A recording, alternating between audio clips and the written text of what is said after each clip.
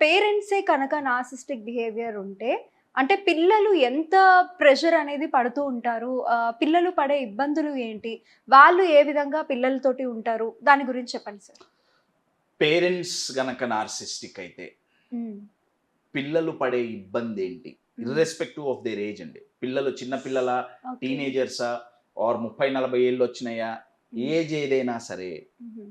Parents గనక narcissistic అయితే ఒక్క పదంలో చెప్పాలంటే పిల్లలకు దినదిన గండం నూరేళ్ల ఆయుష్షు అని ఒక సామెత.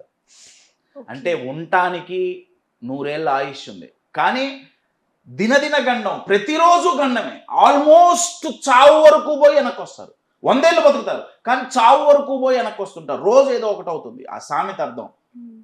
పేరెంట్స్ నార్సిస్టిక్ అయితే పిల్లల పరిస్థితి అంతే ఉంటుంది. ఒక్క పదంలో చెప్పాలంటే నరకం అనుభవిస్తారు.